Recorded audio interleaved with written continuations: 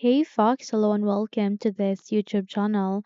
In this video, I'm gonna teach you how to fix. You will need to provide administrator permission to delete this folder in Windows or computer.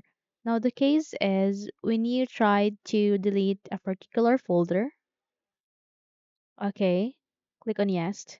This folder access denied, you'll need to provide administrator permission to delete this folder with the core. Now in order to fix such, just select the folder that you are currently facing an issue with, okay?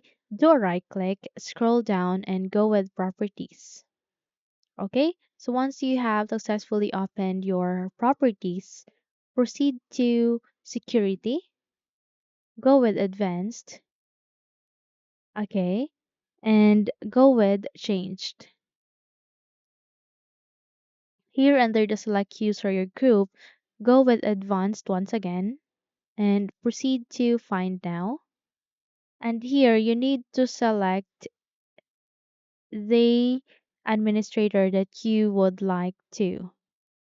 So let's find this. Okay, so now it's here. Sorry. So administrators, then click on OK, and then click on OK once again. And here you need to mark this replace owner on subcontainers objects, mark that, and then click on apply, and then click on add. Okay, so let me just close this once again.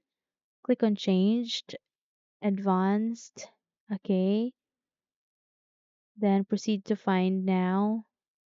Click this, okay, okay. Then here, replace the owner. Click on this, administrators, which you have just added, and go with add.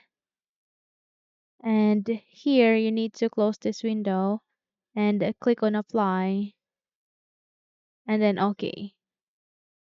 Click on OK again. And here, try to delete the folder. Continue. And there you go. You have just fixed your problem. Okay? So that's it. Hopefully this video helps. If yes, don't forget to subscribe, hit the like button as well as the bell icon to be updated for more tutorials like this. Thank you for watching this video and take care everyone.